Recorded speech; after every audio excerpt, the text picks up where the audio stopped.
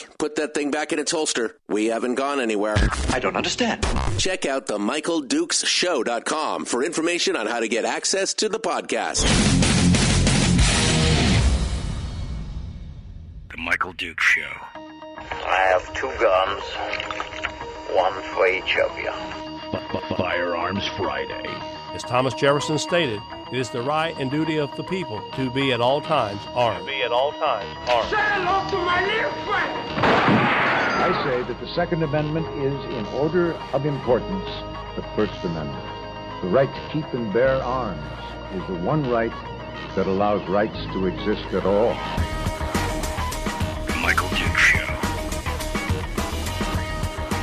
The right to keep and bear arms shall not be infringed. Not be infringed. Firearms. From my cold, dead hands. Friday. Here's my rifle, this is my gun, this is for fighting, this is for fun. Firearms Friday. Oh, baby. That's right. Firearms Friday right here on the Michael Dukes Show. The one day a week that we dedicate to the Second Amendment and to firearms and discussions of 2A rights and everything else across the spectrum of good stuff when it comes to guns and gun rights and everything else across the country. Good morning and welcome to the program. Thanks for coming in and joining us this morning. We've got a full boat of stories and headlines and things to discuss with you throughout the morning, and looking forward to hearing what you guys have to say on things as well. We're going to have a discussion on the phones today. Gun Q&A is going to be open here shortly, and we're going to be cracking open those phone lines starting in the second segment this morning to discuss some of the various issues and to get your take on some of the things that are happening out there around the country right now. At the end of the show today, as always on Friday, we finish up on a lighter note, on the lighter side, with our friend Willie Waffle, who comes in and joins us to give us the weekly entertainment and movie review. Willie Waffle, our movie critic, who comes in and hangs out with us each and every Friday, which we love. We really enjoy that. We being me, the royal we, enjoy that. So hopefully you do as well. And we'll be getting into that later on in hour 2 this morning. All right, so some interesting headlines to kick things off with. Now, Firearms Friday is the one day a week where we kind of dive down into the issues surrounding firearms and guns across the country.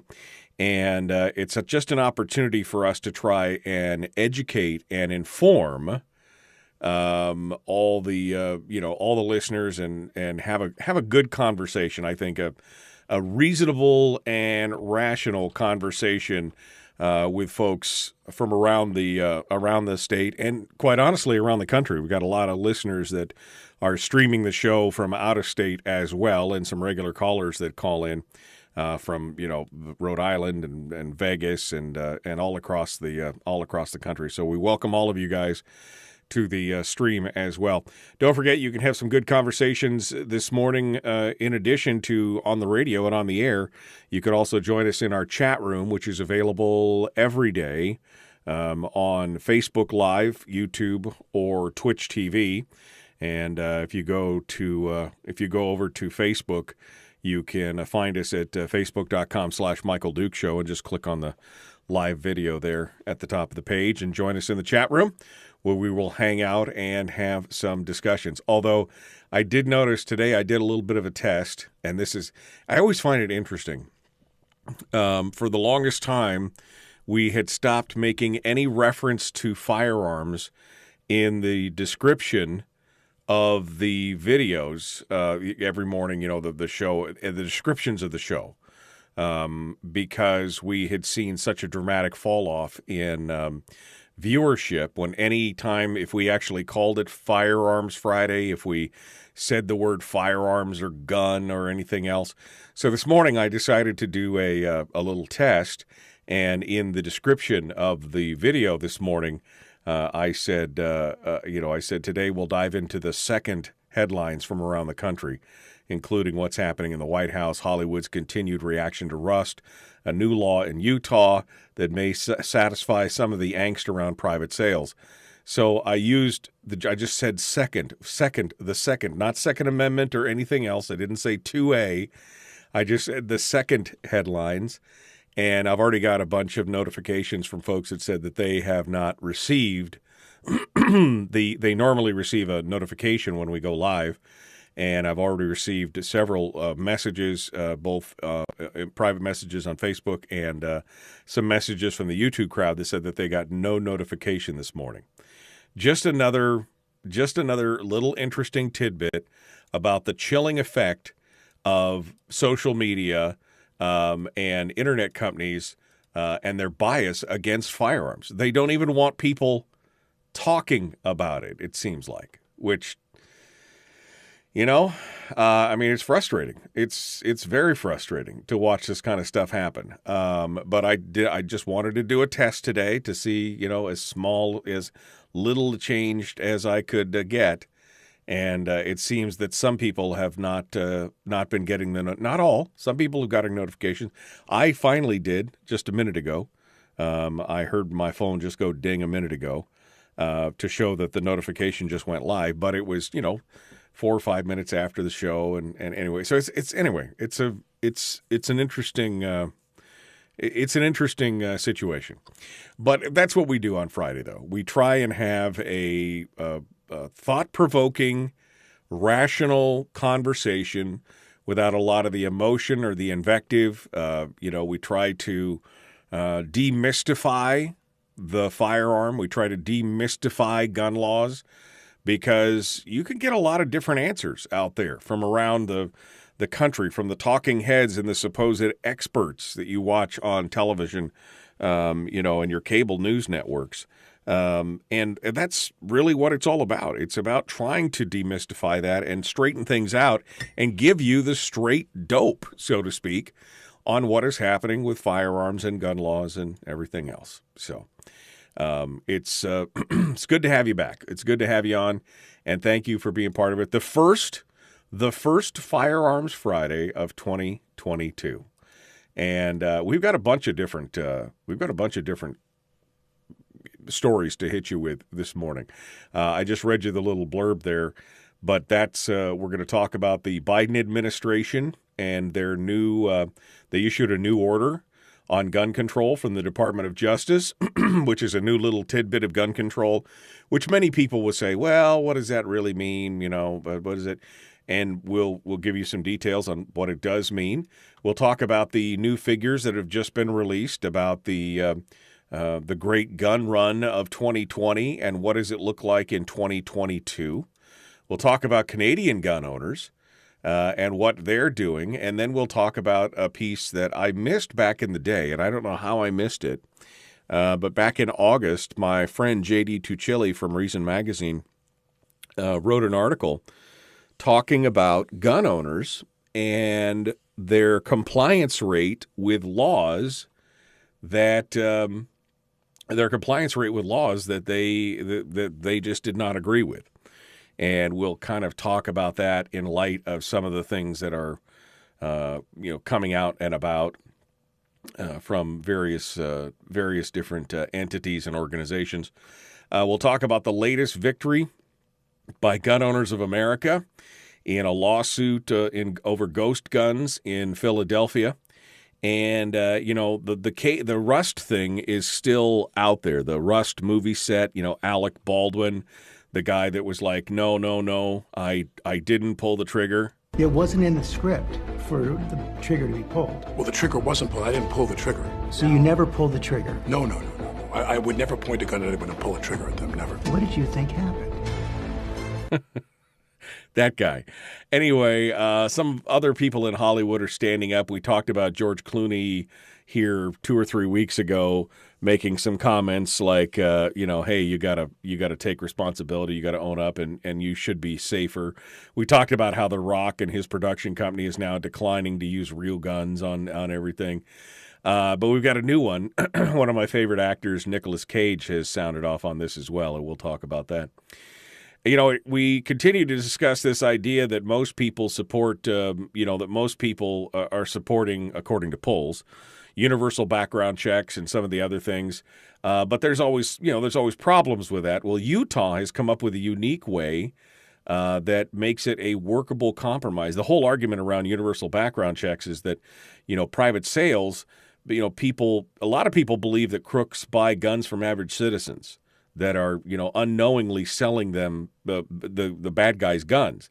And we all know that for the most part, we know that's not the case. Criminals get their guns through theft or it's a very small portion of firearms that ends up in criminal hands that they actually purchased it through a regular sale. But Utah has got a new law that it may be a workable compromise on the whole private sale background check thing. And we'll discuss that and see what you guys think about that. Plus some other stories of self-defense. We'll talk about the new California gun control bill, which we discussed a little bit, that this may be the way they're heading. They're modeling their new gun control bill off the Texas bill on abortion. And so it's an interesting discussion. We'll probably get into that later today. And I guess that's it. I guess that's kind of all the stories that I got lined up for us today. And of course, the biggest part of Firearms Friday is that you and I get a chance to just sit down and chat about gun laws and anything that's gun-related. So the phone lines will be open here in just a moment on the Pivotel call-in line at 433-3150, 433-3150. If you would like to sound off, we would love to hear from you. And again, my job is to try and demystify the firearm. So the mantra of Firearms Friday and the Q&A on the phones is that there is no such thing as a dumb gun question. Doesn't matter if in your own ears you're like, boy, that question sounds really dumb. No, it doesn't matter. Again, I'm here to answer it. I'm here to answer it. And if I don't have the answer, not that I'm the end-all be-all, but if I don't have the answer, I got the Google foo, and then, of course, I've also got the smartest listeners in the world. And so whatever it takes to get that done, we'd love to hear from you. So we'll go ahead and open up the phone lines right now and take some calls right after the break. So if you want to get in the queue for any questions on Gun Q&A, we'd love to hear what you have to say. 433-3150. The Pivotel call-in line powered by our friends over there at Satellite West. Give us a ring, and we will get you in the queue for some discussions on that, and then we're going to just dive into it. Otherwise, when we get back, we're going to be talking about the new issuance of the new rules, the new federal gun control rules that have been issued by the Department of Justice. They announced these rules on Monday. They kind of flew under the radar. I actually didn't even hear about this till yesterday, and it had already hit the Federal Register, and they're going to try to enforce it. And we'll talk about that law on the other side, and take your phone calls and do all the other stuff because it's Friday. This is the best way that I can think of to spend a Friday. So feel free to give us a ring. Feel free to sound off and chat with us. Tell us what's going on, and give us some of your thoughts here. It is the Michael Duke Show, broadcasting live across the state of Alaska on this your favorite radio station and/or translator, and around the world at michaeldukeshow.com on the internet. We will continue with more here in just a moment. It is the Michael Duke Show. Common sense, liberty-based, free-thinking radio.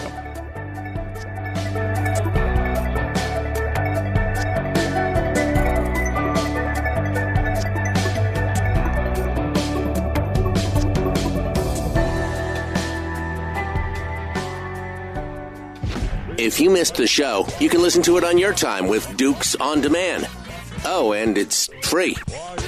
Like America used to be. Streaming live every weekday morning on Facebook Live and MichaelDukesShow.com.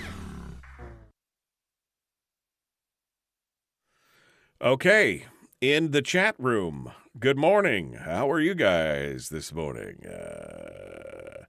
Have you tested your phone systems yet? Yes, I have. I tested it this morning because, yesterday, bit of a challenge. Bit of a challenge. Good morning to all our friends out there. I see Senator Mia Costello joins us this morning, or maybe for a little bit here. Good morning. I saw my dad's in there. Hi, Dad. How you doing? Thanks for telling me that you were without power, Dad. Jeez. I came home last night, and my daughter said, I just talked to Papa. Did he tell you that he was out of power for 4 days? No, I had no idea. No idea. What? Anyway. Larry said that he never received his Facebook notification this morning. And he's like, what's going on? Never received any Facebook notification this morning. Poor me. I had to connect manually. My poor little fingers had to click a few more times. I mean, it is, one of those things. What are you gonna do? What are you going to do?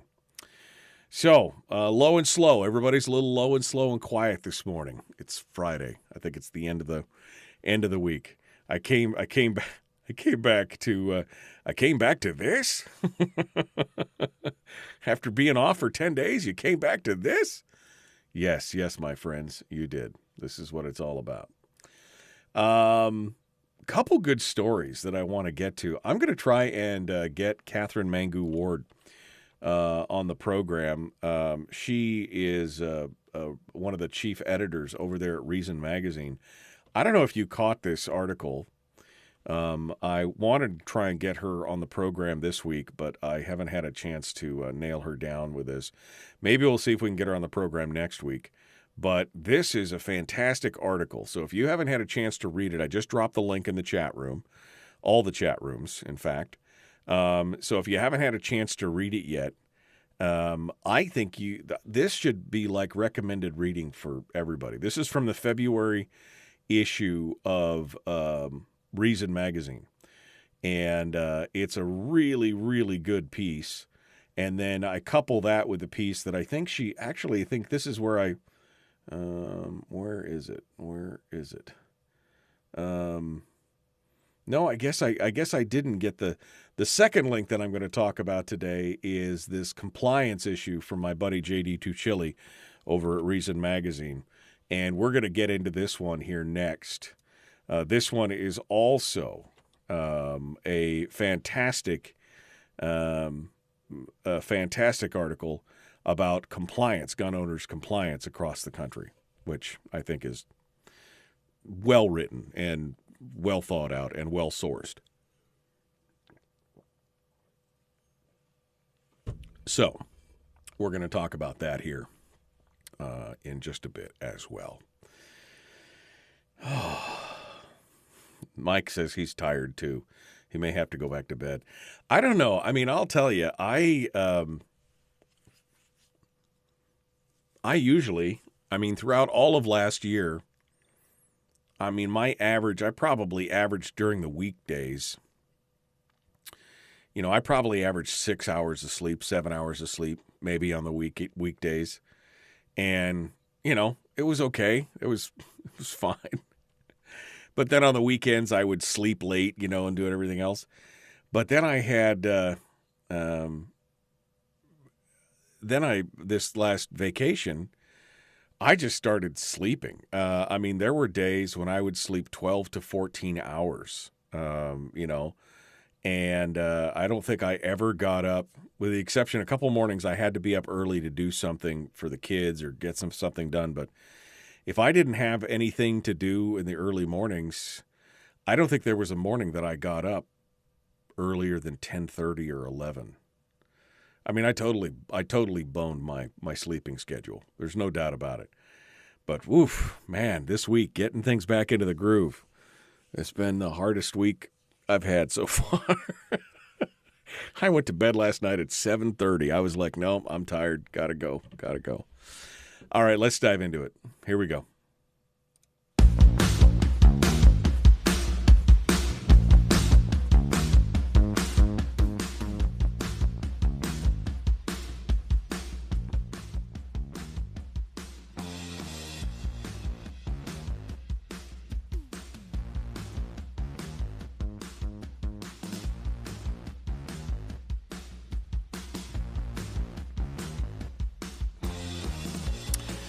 Okay, welcome back to the program.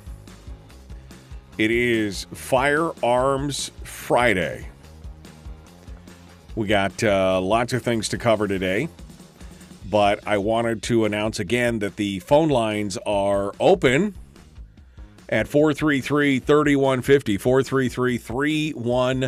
433-3150, the Pivotel call-in line, ready to take your calls and answer your questions, take your range reports, discuss self-defense, discuss gun laws, whatever it is that you want to talk about. I'd love to hear from you this morning. Gun Q&A, where there is no such thing as a dumb gun question. That's it's what we strive for. You can also, by the way, I guess I should say, if you're a little shy, because some people are like, I don't want to put my name, I don't want to. You could send me an email. The email address is me@michaeldukeshow.com, me@michaeldukeshow.com. You can send me an email there and just ask questions, in that way. Or you can go into the chat room on Facebook or YouTube or Twitch, and you can ask me questions there. And I'll try and do my best to answer them at that point as well. So that's kind of where we're at this morning. But Gun Q&A is open all day. Gun Q&A all day, as they like to say. And they may. Okay, I can't stretch that out any further. All right. So let's take a look at some of the stories that are going on around the country. This is one that I hadn't heard of. Now, again, granted, I was just getting into the swing of things. I was just getting back to work and getting back to the off vacation and the whole new year and everything else. But this took place on Monday, and I didn't even hear about it personally until yesterday. And there's been several stories written about it, including the Washington Times has got a piece on it, and Bearing Arms and some other folks are talking about it, Town Hall. But this is, kind of a troubling little doodad here. We're supposed to be a nation of laws, right? Nobody's supposed to be the king. We're not supposed to be able to make laws with a stroke of a pen. There's supposed to be a deliberative process. There's supposed to be, representative, leadership, representatives of the people debating these things and going over it. But it seems like bureaucracies are just, are the way to be. I mean, that just seems like bureaucracies are here to stay. Now, rules that people have to live their lives by can change overnight with the stroke of a pen without any lawmakers, any of their actual elected representative officials getting a vote. And that's just what happened with a new gun control measure that has been announced by the Biden Department of Justice. According to the Washington Times, the Justice Department on Monday announced a new federal gun control rule aimed at ensuring gun owners have secure storage devices. Under the new rule, federally approved gun sellers will be required to have gun storage or safety devices available on site for potential buyers as required by the Gun Control Act. According to the department, a secure gun storage device is defined as a safe, a gun case, lockbox, or other device that is designed to be or can be used to store a firearm and that is designed to be unlocked only by means of a key, a combination, or other similar means. Now, again, the department submitted the rule to the Federal Register. If approved, the change will amend the BATF&E's gun regulations and go into effect on February the 3rd. That's 30 days away. Attorney General Merrick B. Garland said the change is meant to, quote, reduce the risk of firearms falling into the wrong hands. Gun safety is a Department of Justice priority, and we will continue to take all appropriate steps to help reduce the number of people killed and injured by the misuse of firearms. Now, the thing is, you and I all, well, not maybe you and I, but anybody who's been around firearms, who's been following, they know that this is not that big a deal per se for new guns, because pretty much all new guns come with gun locks. Almost, I mean, I can't think of a brand new gun that I have purchased in the last 15 years that hasn't had some kind of cable lock or trigger guard lock or something, that came with it. I mean, they almost all have it. It has to be a locking. It just can't be a gun case with a zipper. It has to be, I guess, unless, of course, it's lockable. But see, the problem is that many gun stores sell used guns. That's part of the problem, which means now that they have to find some way to provide gun storage or gun locks or gun safety for, regardless of what comes with the firearm. And that means that if they are a smaller store or mom and pop or whatever, they've already got, they got limited inventory space. And now they're going to be demanded that they are going to have to find a way to scramble to order new inventory of locks or gun safes or gun boxes, even as we're dealing with some of the craziest supply chain issues that we have ever had in our lives, right? Now they're going to have to try and scramble to find all these things. When, by the way, the average person, you can go. Most law enforcement agencies have gun locks that you can go and get for them at no cost as part of their community safety programs and things like that. Many, many, many law enforcement agencies have gun locks at no cost. But what are they going to do? They're going to make the federal firearms licensee, big or small, comply with this. And for many, it may not look much like real, actual gun control, but it is. It really is. It is that one little step at a time. It's an attempt to tell those who sell guns what else they've got to sell with it. And, I think everybody should and Brian's right. Thank you, Brian. I forgot about that. Fish and Game used to give them away. Fish and Game used to give away gun locks.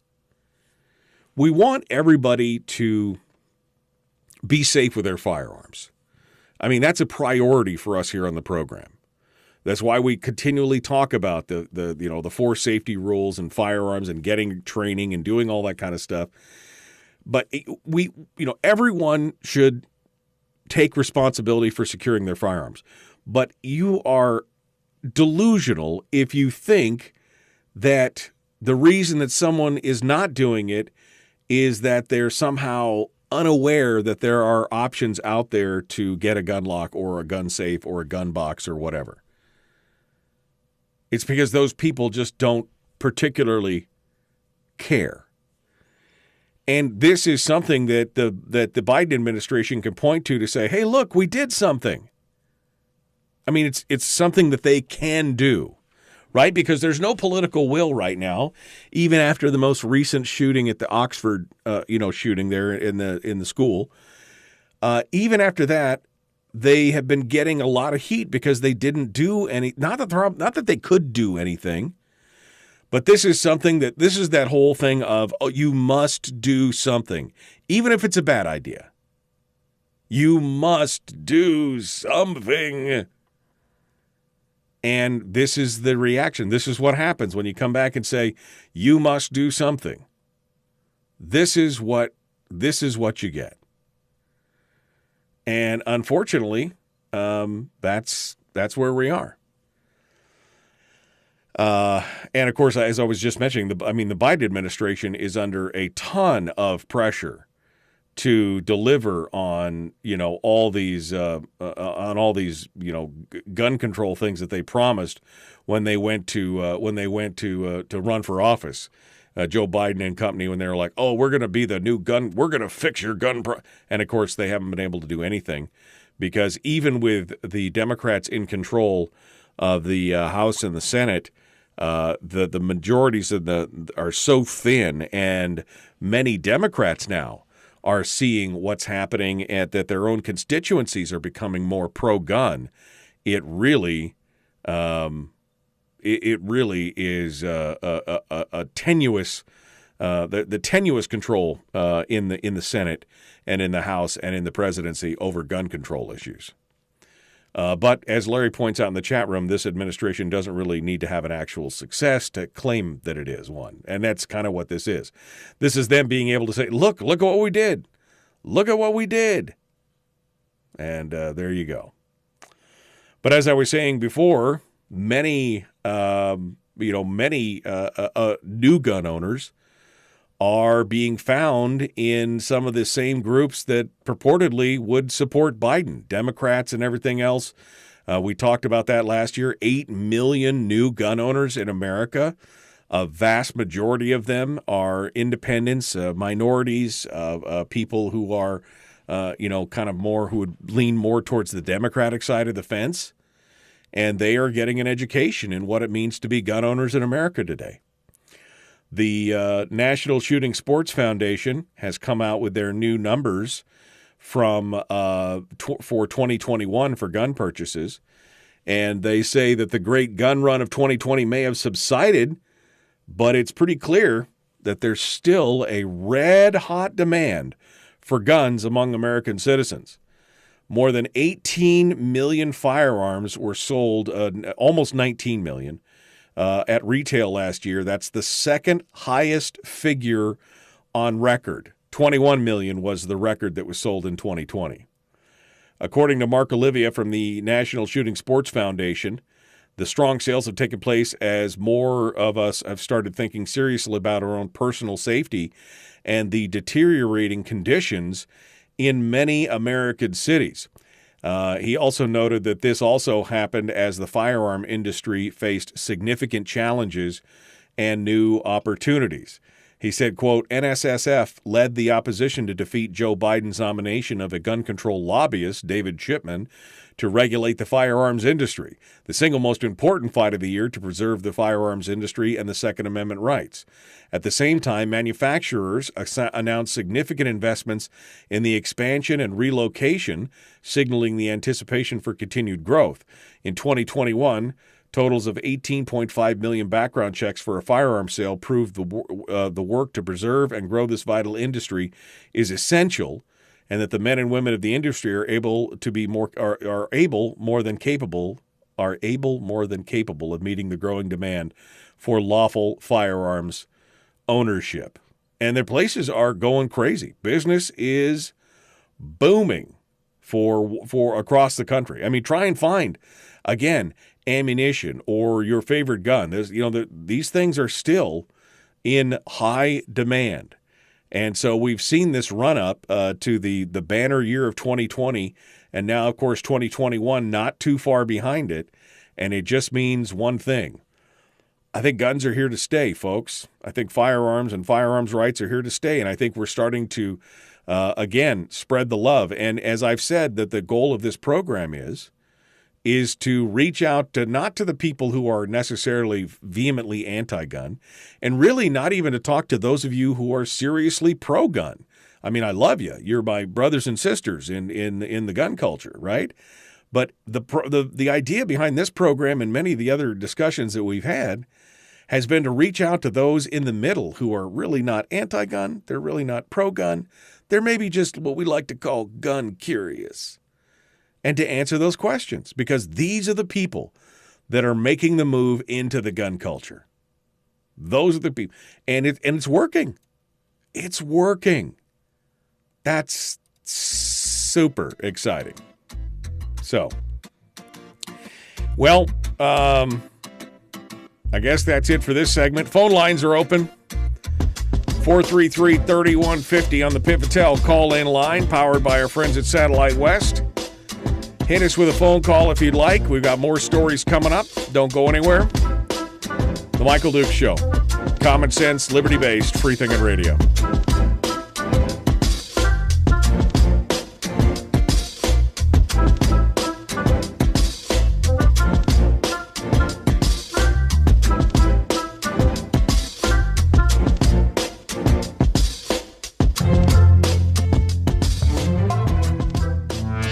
broadcasting live through a series of tubes. Allowing all of these entities to provide streaming stuff going on the internet. Well, it's kind of hard to explain. Sorry. Streaming live every weekday morning on Facebook Live and MichaelDukesShow.com.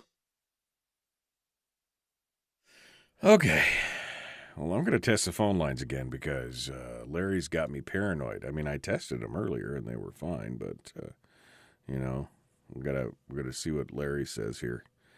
Good morning from Salt Lake City. Good morning, Terry. Good morning. Thanks for coming in. We appreciate that. Does it work? Thanks for calling the call-in line of the Michael Dukes Show, powered and sponsored by... So it is working. I could see it.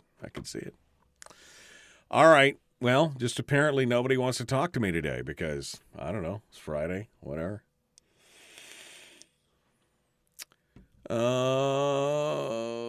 Okay. Let's see. Gonna go back here into the chats real quick. Give me a hot second here, folks. I'll be right back.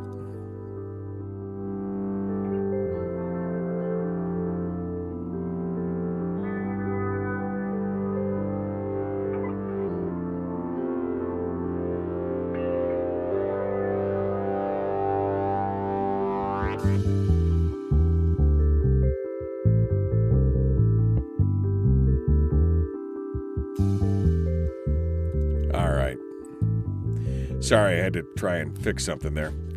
Okay, back to the chat room to see what you guys have to say. It's a little cold here this morning.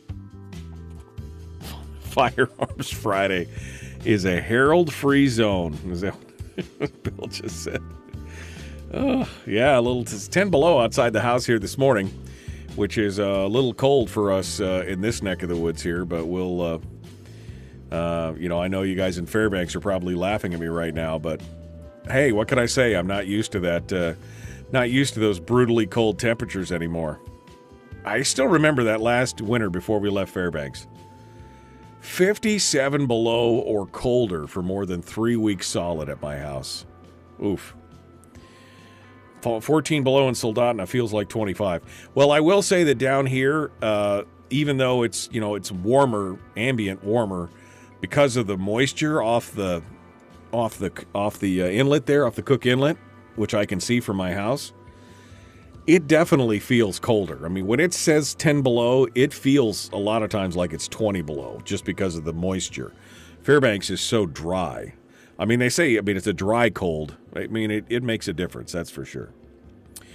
Dodie said, I got an awesome gift from my husband for Christmas, the Smith & Wesson M&P EZ9. She says, I have a hard time pulling back the slide, so this little baby is perfect for me. That is so cool, Dodie. That is a great little pistol. That is a great, great little pistol. Have you tried mixing beard curler with some Irish whiskey? I have, in fact, had Irish whiskey with the beard curler. And occasionally I'll do a little Irish whiskey and a little Bailey's just to make it creamy because, yum. That's a good way to get the day started. Little bit of Irish coffee for you. All right, what else we got here? Everything this administration has touched has turned into a dumpster fire. So now they need to go back on ginning up gun hysteria again. Well, I mean, I think that he understands that this is a fight that they're not going to be able to win. I really do. And so now they're looking for ways to do this through administrative orders, through rules, through caveats, through executive orders. So I think that's what you're going to be seeing a lot more of here in the future. There probably won't be anything that's going through Congress per se as far as legislation, but you'll see a lot of these rules and things go out, for there. So, okay. It was 42 below a couple of days before we left Fairbanks. Got to Nevada, got below zero for a couple of days, and I've had almost 4 feet of snow in the last 2 weeks. Woof. Wow. Well, it's good to hear from you, Terry. Thanks for coming in.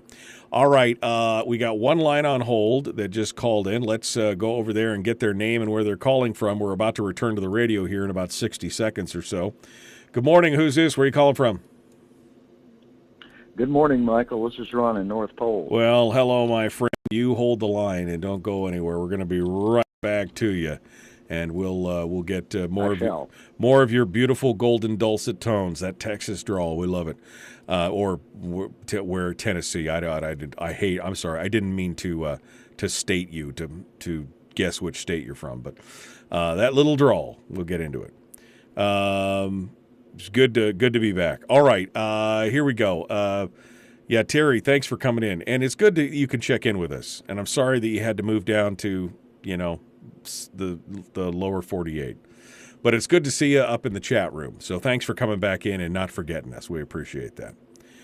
All right, here we go.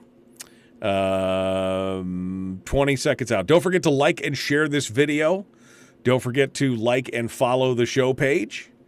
If you're on YouTube, hit the subscribe button and then ring the bell to make sure you get notifications. Hit the follow button on Twitch. And don't forget to check out the Common Sense Corps if you'd like to become a member of the Cool Kids Club. That's where you do it all. Here we go. Common Sense, Liberty-Based, Free-Thinking Radio, The Michael Duke Show.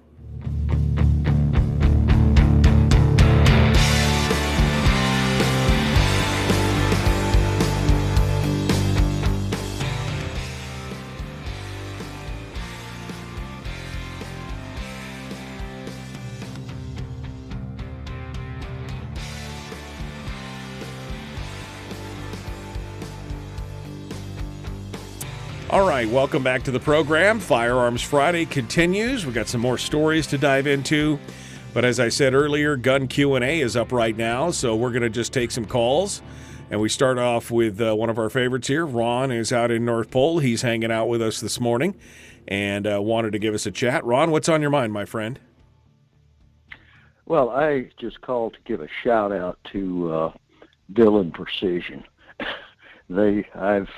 I've had one of their progressive presses since the early 90s, and I had a case feed problem here last week, or about a week and a half ago, and called them and asked them about the issue. And within a week, I had a replacement part. So they do, in fact, honor their self-described lifetime no BS warranty completely. Yeah, for those of you who don't know who Dillon is, Dillon makes some of the finest reloading presses and equipment in the world, and they do. They have an ironclad lifetime, they say, the lifetime no BS warranty. If there's something wrong, we'll make it right, and they have made a reputation on that. Well, I had called one of their techs about the issue, and he voluntarily sent me the part, and upon disassembly of that particular part, I looked, and what he said was absolutely right on. Over the years, the lobe on the actuator for that part had worn down due to friction. Right, and was not completing its cycle. Well, it's good to say. I mean, they are expensive. I mean, comparatively, I mean, you can go buy a rock chucker, you can do, RCBS or whatever. But if you're looking to get serious about reloading, and you want a piece of equipment that's going to be a lifetime piece of equipment that's going to be, you could hand it down to your kids kind of thing. A Dillon press is definitely not a bad way to go. Now, you have a progressive setup. Which setup do you have? I've got a 650. 650, okay. And like I said, they're not necessarily cheap, but worth it. Yeah, but not necessarily cheap, but worth it, right? Well, over the years, I suspect the amortization period has long since passed. Yeah, oh yeah, definitely. Well, that's a good thing to know. And yeah, Dillon Precision, they have got, they've got all kinds of stuff, everything, from almost semi-automated to their smaller setups, and like I said, not necessarily the cheapest route, but definitely one that will last your lifetime and probably your children's lifetime. Well, the expression "buy once, cry once" comes to mind. That's true. It's true. You could buy the cheapest, and you'll be buying it again in 5 years or whatever. And this way, you just buy it once, and you never have to worry about it again. So, definitely. So, this is your recommendation for Dillon, right? Okay. Yeah, they have been responsive and helpful over the years. So, yes, they're good folks. All right, Ron. Well, thank you for calling in and sounding off. We appreciate you joining us this morning. It's good to hear from you. All right. All right, thanks. Have a good rest of your day. I Bye-bye. will. I will. It's Friday. You can't help but you can't help but not have the worst Friday is still better than the best Monday, I think is what people have been saying. So before we went to break, we were talking about again new gun owners, and the fact that we had another record year here in 2021, the second highest year on record. And that's good. It just shows, again, that there are more new gun owners and gun owners that, historically probably would have not purchased except for due to some of the circumstances of, the unrest, the pandemic, and anything else. But I just don't see the trend dropping down. I just don't see the trend coming back. And that's not just here in America. Canada is also, they're starting to sound a lot like Americans. Tom Knighton over at Bearing Arms got a piece up here talking about this, that, hey, Americans, we're defiant, right? I mean, we will tell you to your face that, we're defiant. We'll tell you that we will be defiant until the end of our days. That's the American way. But Canadians are a lot more, sorry, right? I mean, Canadians are just, that's a joke. There's a joke about that. But, that's how they are. They just seem to be like, hey, they're nice and polite and compliant. Or maybe we should say that they were compliant. According to the Truth About Guns, he's got a piece up talking about Canadians still have a few months left in order to turn in their newly banned firearms. That amnesty expires on April 30th before they become felons. And so the question was, how's that process going?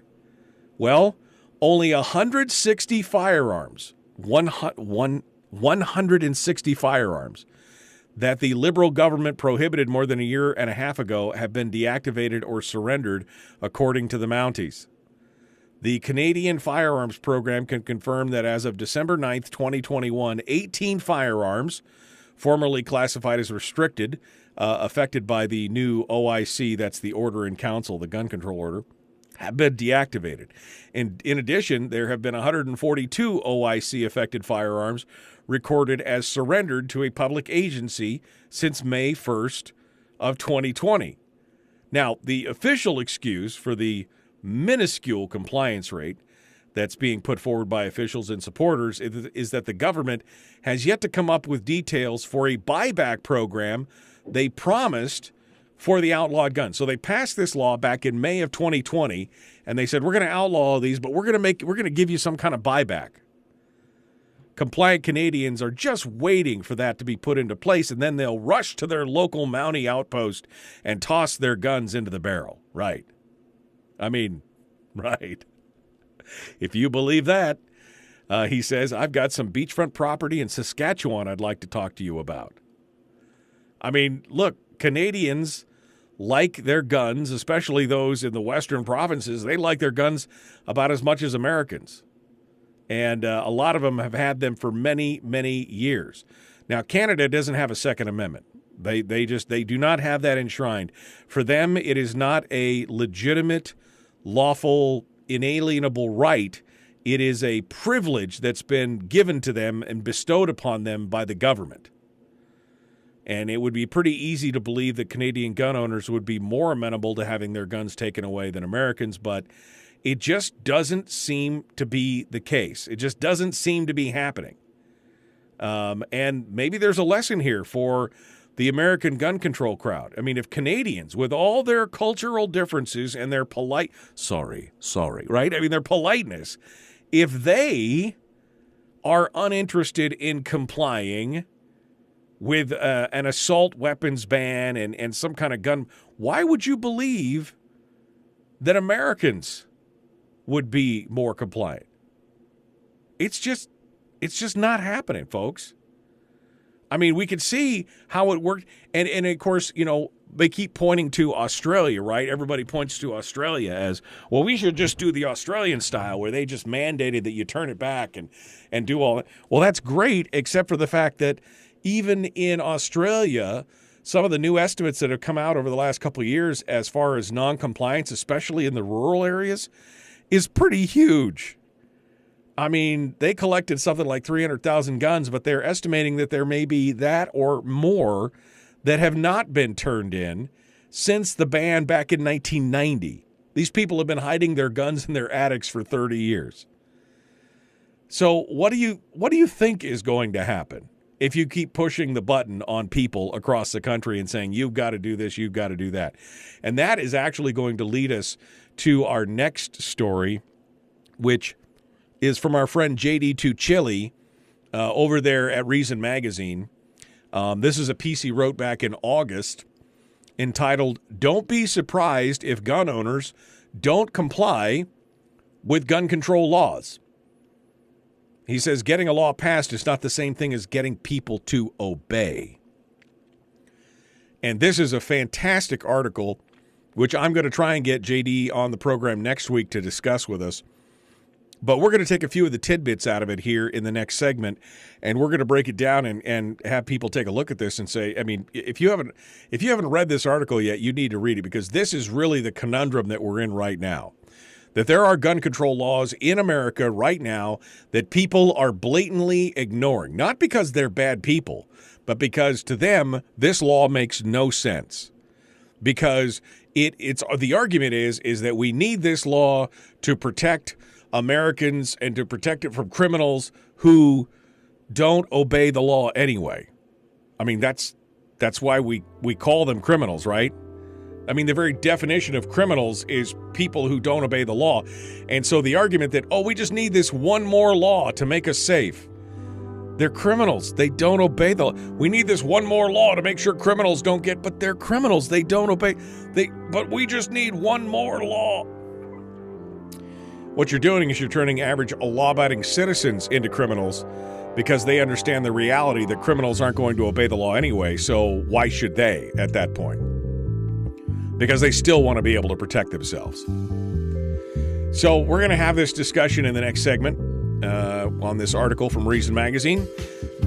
Phone lines will remain open for the rest of the hour. We got Willie Waffle coming up at the end of hour 2. It is The Michael Duke Show. Common Sense Radio.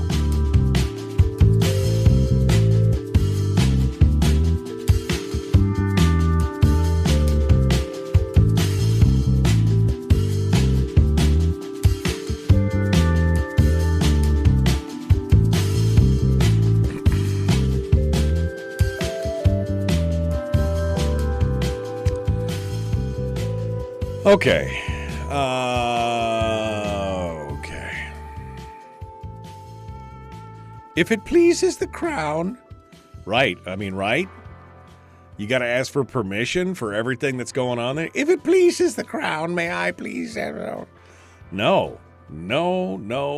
Sorry, not interested in that. If it pleases the crown. All right.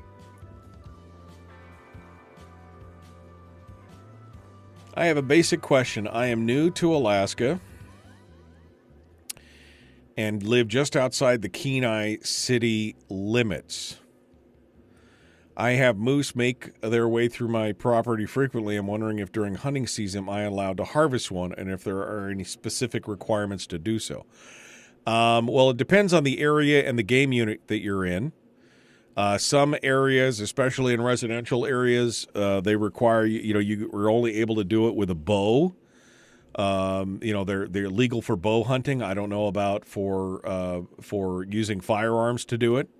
I am not an expert on fish and game regulations, so better to go to the ADF&G website, Alaska Department of Fish and Game, and you can find out which game unit you live in, and you can find out the rules for hunting on your own property.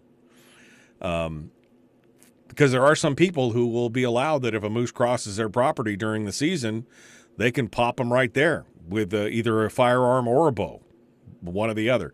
But some areas it's restricted to just bow hunting, and in some areas it may be actually illegal according to Fish and Game. But again, I'm not an expert on fish and game regulations, so you're better off contacting your local fish and game department there in the Kenai, or reading the rules and the regs up on your own and making sure you got a hunting license and all that stuff. So Go check it out. Go check it out, Henry. I'm sorry, I wish I had better answers for you, but I'm not much of a hunter anymore. I used to be a hunter when I was younger, but I haven't hunted in 15 years. I haven't gone on a hunt. The bow is quiet and does not bother the neighbors. I think that might be Brian's way of saying shoot, shovel, and shut up. You know what I mean? I don't want to put words. I just don't want to put any words in your mouth, but, the bow is quiet and nobody has to know. Where'd you get this freezer full of meat? Don't ask, don't tell. I don't know. They were on my property. They were trespassing. I had to put them down. But make sure you follow the rules and regulations, will you please? Let's see. I'm going backwards here to see if there's anything that I missed this morning. Doesn't look like it. Looks like I'm caught up on all the conversation. Brian's like, just in case Hank Salt licks in your yard. Well, sure. Gotta get him come right up to the house. I'm going to put a salt lick right outside my garage door. So, boom, bam, drag him in the garage and it's done. You saw nothing. You saw nothing.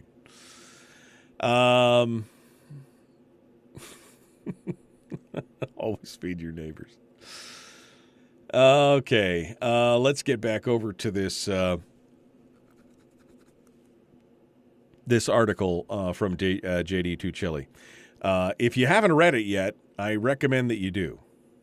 And I really, really enjoyed this piece, especially with the links and the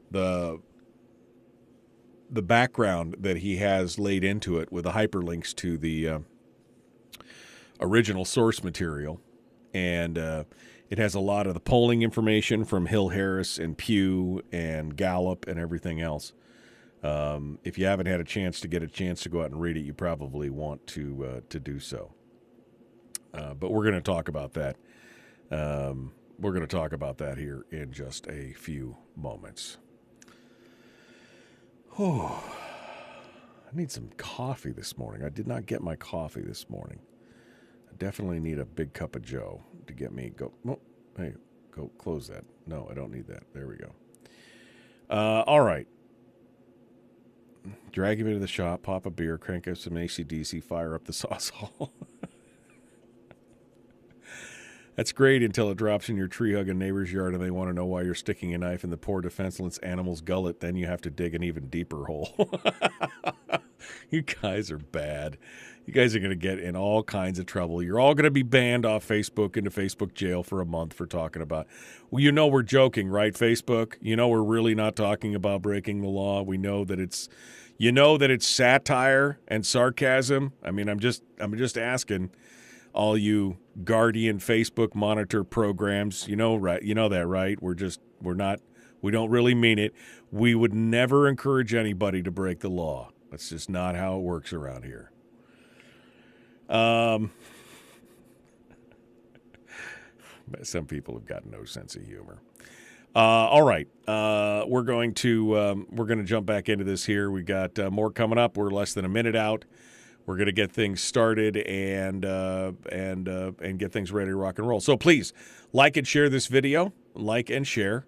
Don't forget to like and follow the show page as well to make sure you get notifications whenever we go live. And you'll see anything that I happen to post on Facebook, which is not very much. I'm not on there very much, but except for the show every day. But and, of course, don't forget to check us out on the Common Sense Corps. That is your chance to become a member of the Cool Kids Club. That's right, your Cool Kids Club, where everybody is, hanging out. They got access to the private Facebook group and more. Go check it out. Here we go. Hour 2, dead ahead.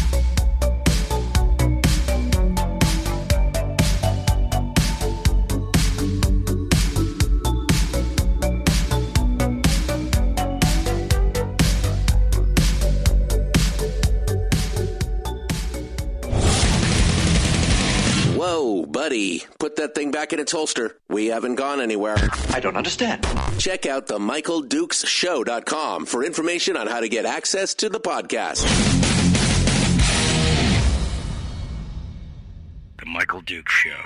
I have 2 guns, one for each of you. Firearms Friday. As Thomas Jefferson stated, it is the right and duty of the people to be at all times armed. Say hello to my little friend. I say that the Second Amendment is, in order of importance, the First Amendment. The right to keep and bear arms is the one right that allows rights to exist at all. The Michael Duke Show. The right to keep and bear arms shall not be infringed. Not be infringed.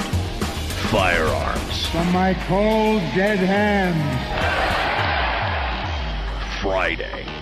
Here's my rifle, this is my gun, this is for fighting, it's for fun. Firearms Friday.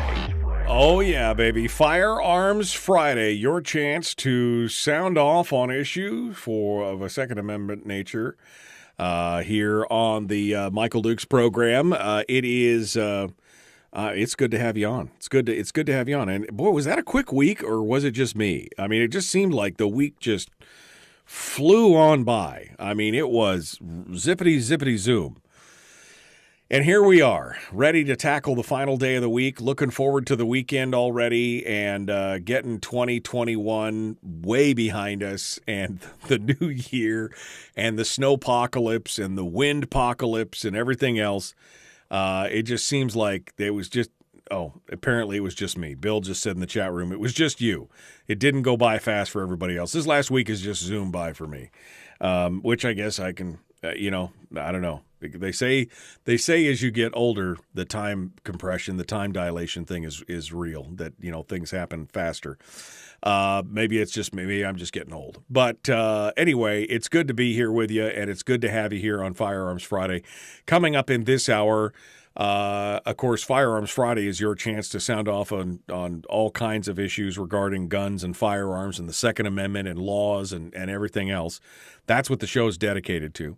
We have opened up the phone lines this morning for what we like to call Gun Q&A, which is the ability to answer questions about firearms and gun rights and gun laws and everything else. And again, the premise is, the mantra is, there is no such thing as a dumb gun question. So if you've asked it before, you can ask it again.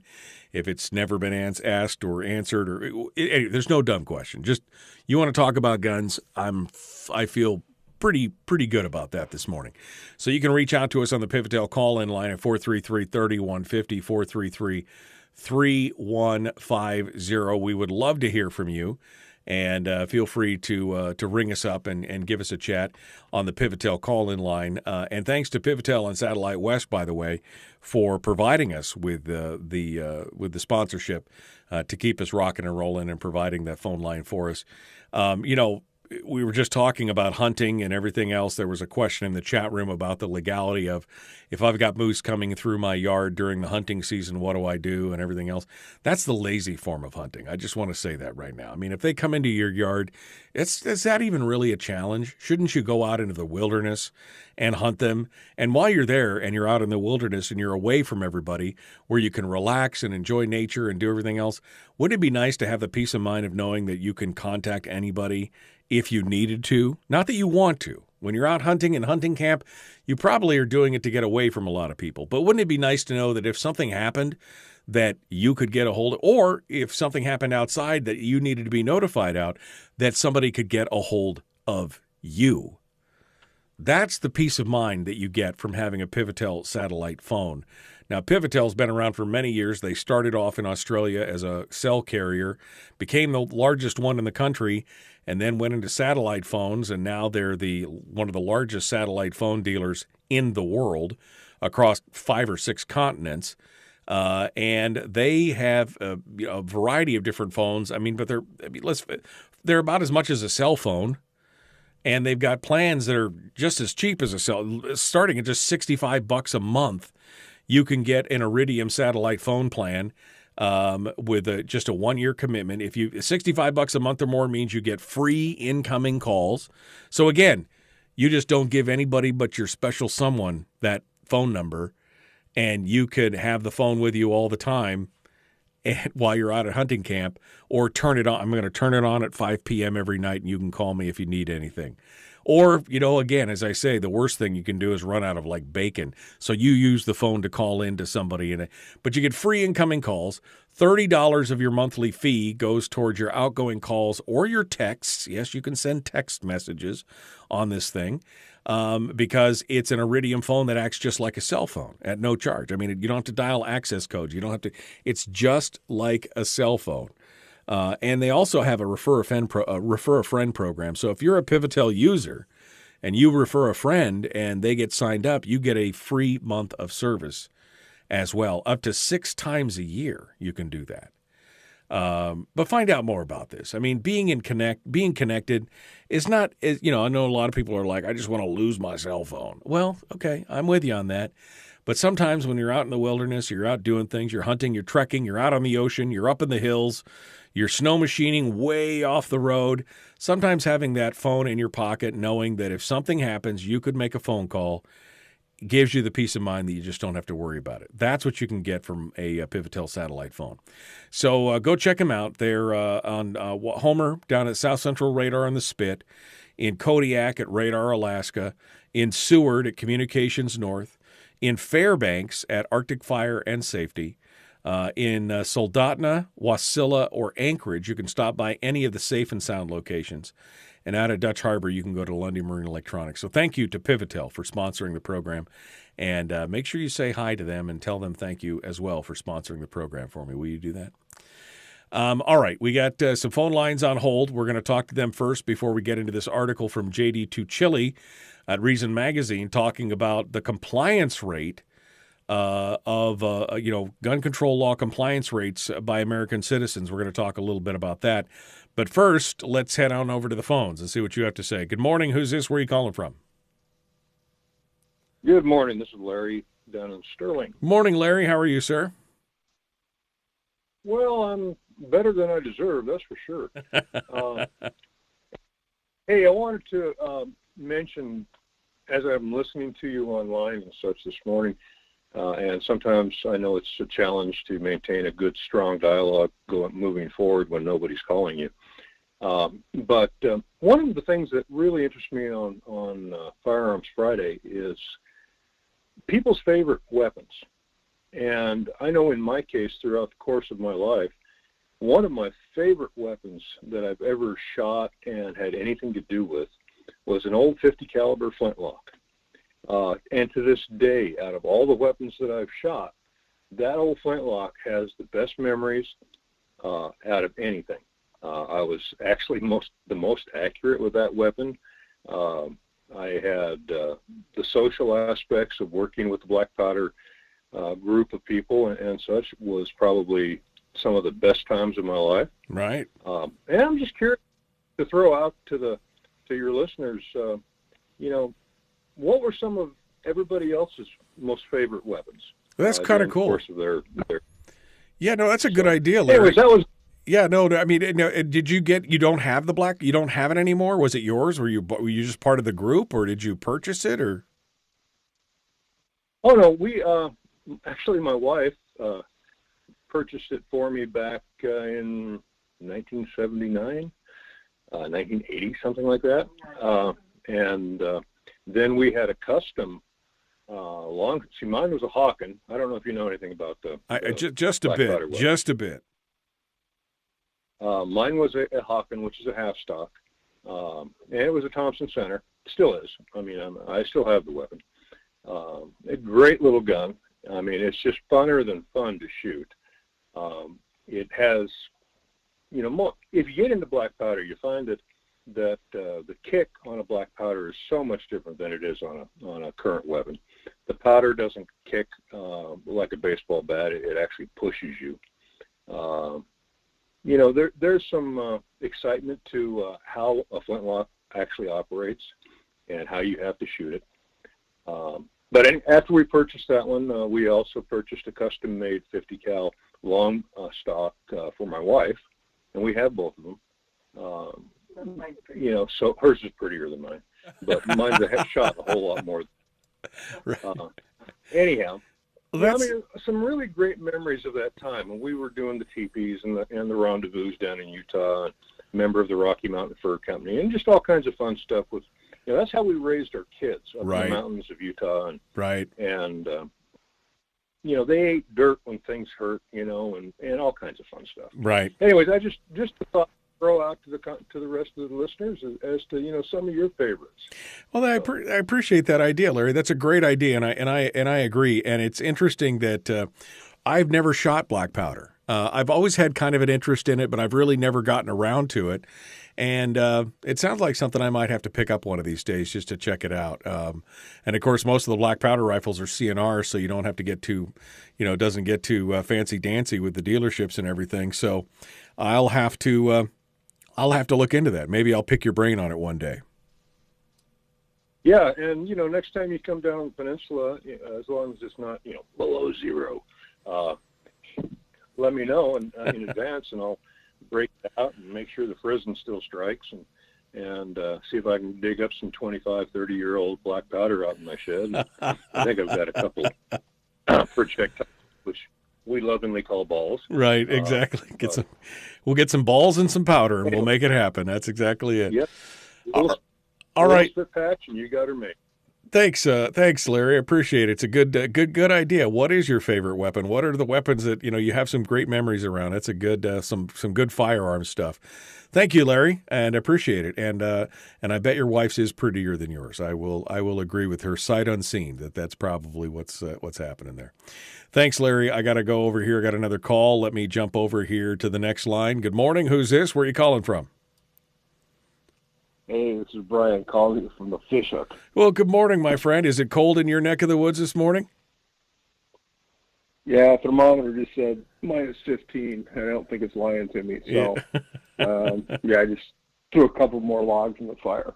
Good call. I hadn't thought about the good memories in the firearms, but he is right about the black powder. It's kind of fun, the slower burn, fairly easy recoil. I think the reason that he was more accurate is because it takes such a long time to load it. You don't want to have to. Yeah, you've got to make that shot count. That's right. You don't want to take your time. I don't want to pull too quick on this. It's not like I'm going to get an immediate reload. Yeah, exactly. So actually, the real reason that I called was that, and I don't want to take the thunder out of your too chilly article, but when you talk about Second Amendment, the right to keep and bear arms, that also implies that you have an opportunity to use those to become competent. Right. And you can hide your AR in the attic or bury it in the backyard, but you can never become proficient unless you use it on a regular basis. Practice and work with it. And one of the things that I see happening with this whole thing is when they start trying to zone it out, when they make it hard for you to find a place to go shoot. Right. I mean, we've gone through this for the last couple of years up here in the fish hook. Right. We've had some real people that are moving into the community that are male appendages of deers, and they have behaved very badly, which sets the whole neighborhood off. And then suddenly, anytime anybody mentions guns, everybody comes up with stories.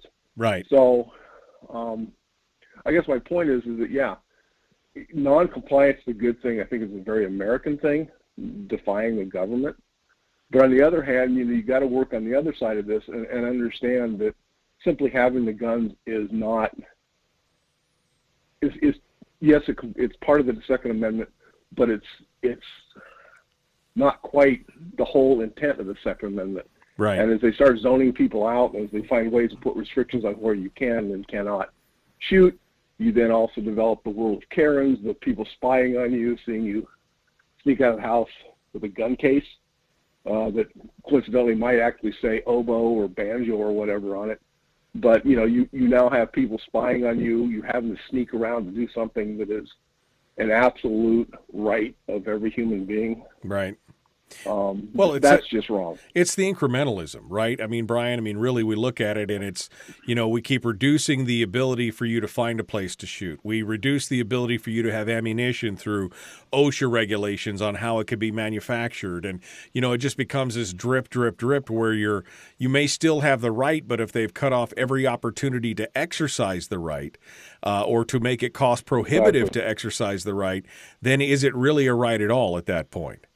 Does it infringe in that way? So, yeah, and I know they're working on now like shooting ranges and some other things. They're trying to get some ranges up, and there's been a fight at the Matsu Borough over getting some outdoor ranges set up and everything else. But we need that. We need the ability to have that within an easy distance to be able to go do it, to become proficient. Like I said, that's what we talk about when we talk about concealed carry. You've got to be proficient with that concealed carry. Just because you have a gun doesn't make it a laser shield. It's not some kind of magical totem that you'll know how to use. You have to practice with it. And if you don't do that, then you're going to be in big trouble.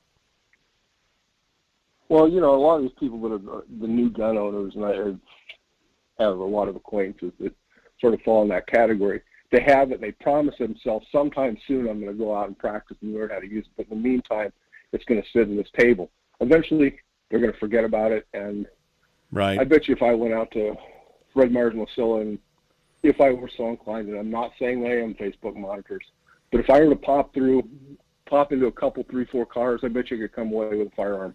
Oh yeah, no, glove box on your seat, wherever, and that troubles me because it makes gun owners look bad, and it feeds the narrative. Yeah. So absolutely. Anyway, with that, I will let you go.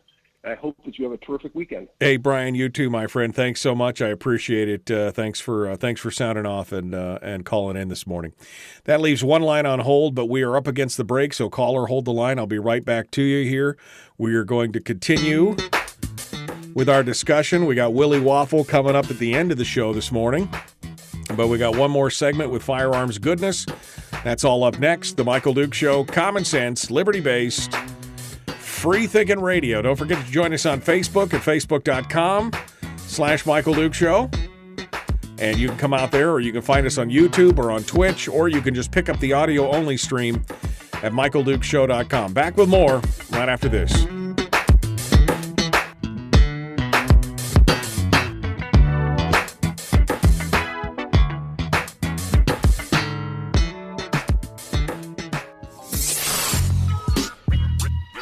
Is that?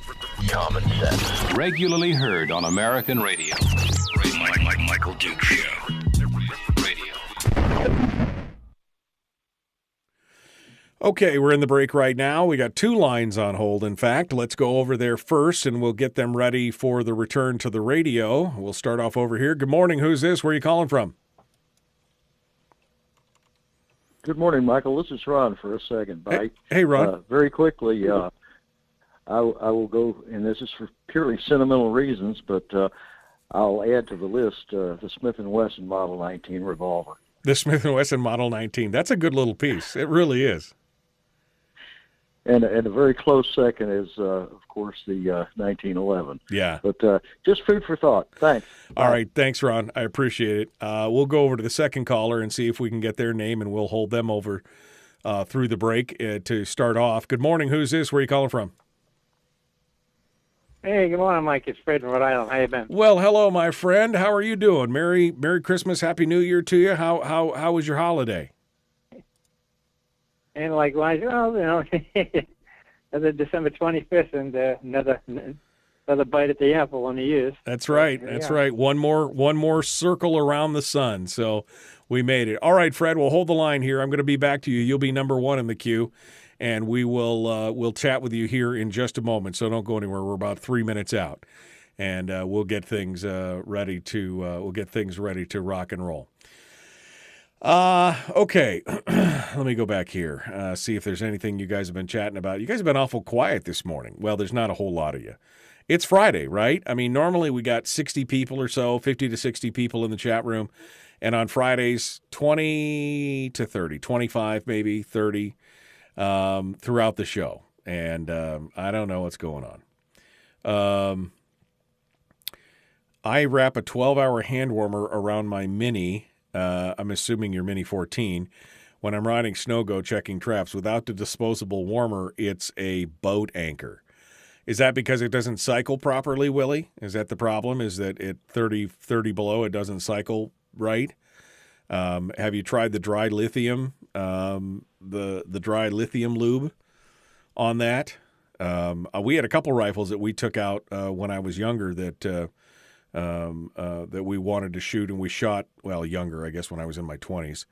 And I had one rifle, I had to disassemble the whole damn thing inside when it was warm, and I had to degrease the whole thing and then put that dry lithium powder in it to get it to cycle when it was 20 below or colder, because we would sometimes go out and shoot at 20 below, because, well, you're 20, you're indestructible, you can do whatever you want. I never ran a trap line like that, but the dry lithium, what was it called? I'm trying to remember, but it was a dry lithium powder, essentially. And, you just sprinkle it kind of everywhere, and it kind of sticks to everything, and you just put it in there, and it worked really well. And we didn't have to wrap a hand warmer around it to keep it warm.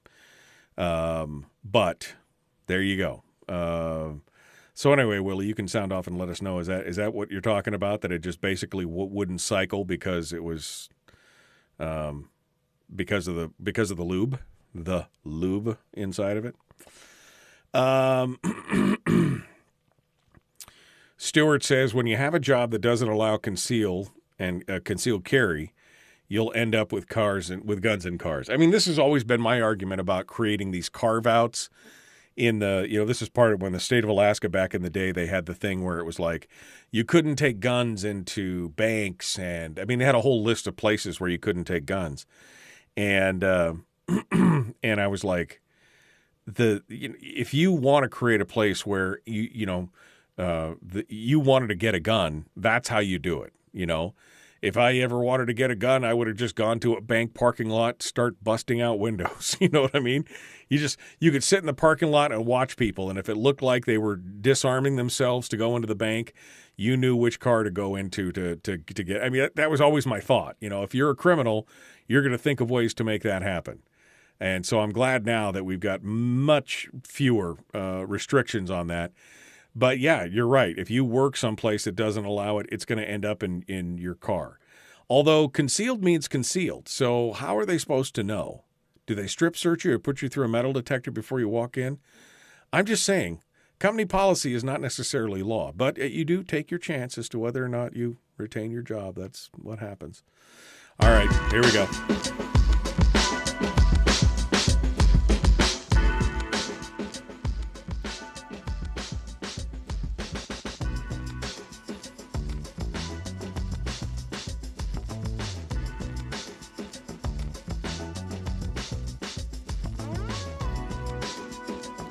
All right, welcome back to the program. We've been talking about some favorite shooters and stuff during the break there. Ron called back in during the break and said he loved the Smith & Wesson Model 19 revolver that he had, and, of course, the 1911. That's his favorites, the most memories.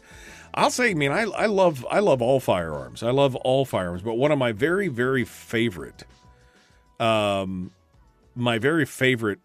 that I've ever shot was an M3 grease gun. Now, a friend of mine owned it. I've never owned any Class 3 items, but it was a M3 grease gun, which is a 45 caliber submachine gun. It's a late World War II vintage era machine gun, and it was so much fun to shoot, so much fun, and just this stamped steel. I mean, nothing fancy about it. But I remember shooting that was just, it was like a kid in a candy store. That thing was just so much fun. Anyway, let's go back to the phones. We've got my buddy Fred, who's in Rhode Island, checking in with us this morning. And we want to say hi to him. Hello, Rhode Island. What's going on, Fred? Hey, good morning, Mike.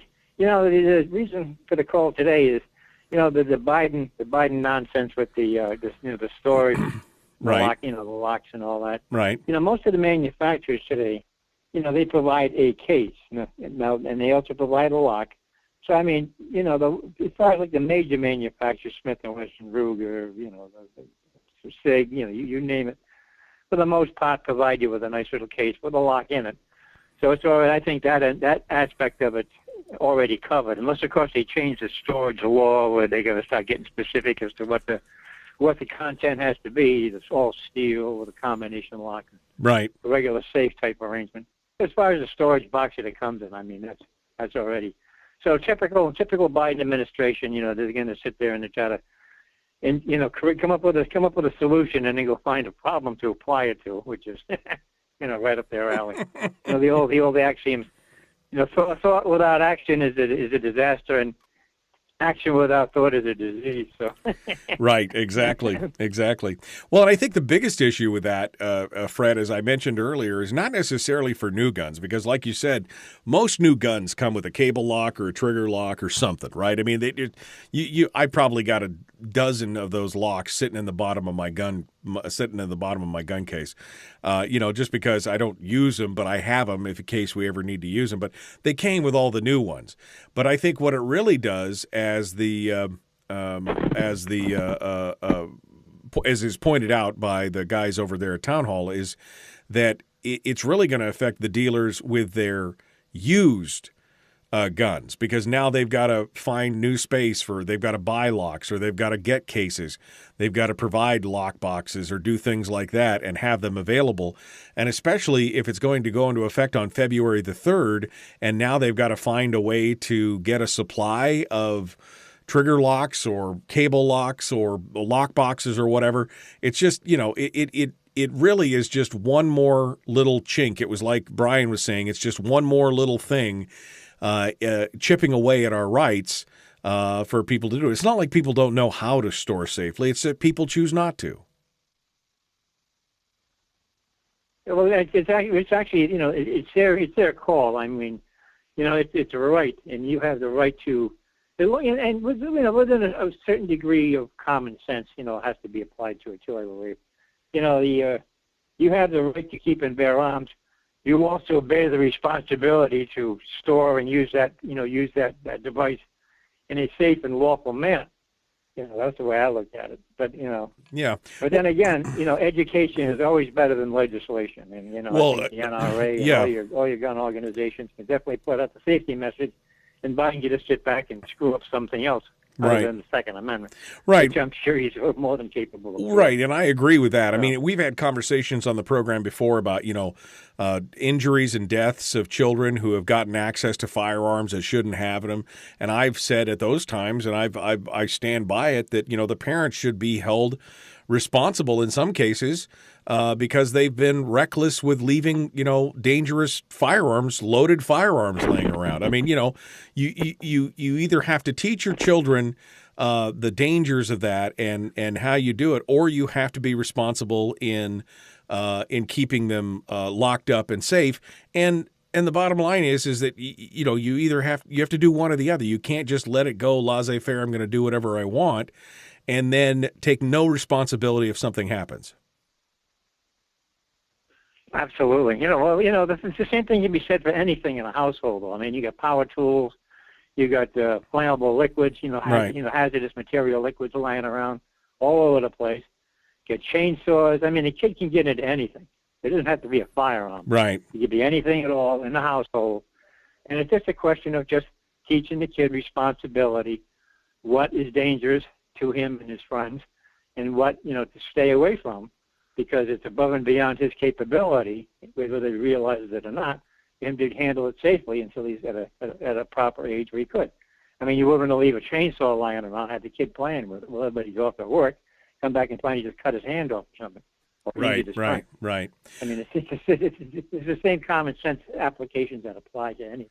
Right. Well, and I've talked about in the past, and I had been criticized in the past in telling people how I trained my kids initially on a lot of this stuff. I showed them the destructive power of a firearm. We would do jugs or fruit or whatever and watch it explode, and you say that's what could happen to somebody if you accidentally shoot them. This is why you never do. And then I would always shoot at least one shot. I'd slip their ear protection off and give them one shot without the ear protection, just for the visceral reaction of knowing that, you know, this is what it does, and it embeds it enshrines it in their mind that this is a loud, dangerous tool that should not. It's not a toy. It's not something you play with. It's not something you wave around. And for all those reasons, and my kids have always been very, very careful with firearms for that reason. Plus, we teach them the safety rules and everything else. But I think some of those visceral examples are what help these kids instead of, you know, just not teaching them and leaving them laying around or leaving them within reach. I think there needs to be some responsibility on that. Well, you know, yeah, the same thing goes into child rearing in general in the 21st century, in the latter half of the 20th century as well, as you can see. I mean, whether it be firearms or whether it be operating a motor vehicle or just overseeing the kids' general day-to-day life in a world of drugs and crime and God knows what else is running around out there in the streets. You know, as to what's responsible, what isn't responsible. And most of the parents, I'll say most, but a lot of the parents don't get involved. They say, well, that's somebody else's job. That's the teacher's job. That's the other person's job. It's somebody else. You know, they say, you know, to handle that raising my children. Well, I'm not really taking the massive responsibility. So after the it hits the fan, then all of a sudden they don't have a choice in the matter. Right, exactly. So, I mean, it's just a question of responsibility. I agree with you, Fred, and I think it's something we should be facing, and I think it's something we should be talking about more and more. And we don't need more regulations and rules being passed down without legislation that try and legislate, as you said, instead of educate. Fred, we got to go. Thank you so much for your call. We are out of time for this segment. We're going to have to reach out for J.D. Tuccelli next week on this article in Reason Magazine. We'll see if we can get him on. Folks, The Michael Duke Show, Common Sense Radio.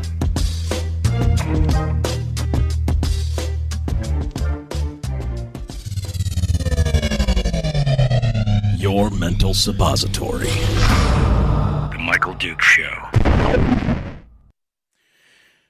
Okay.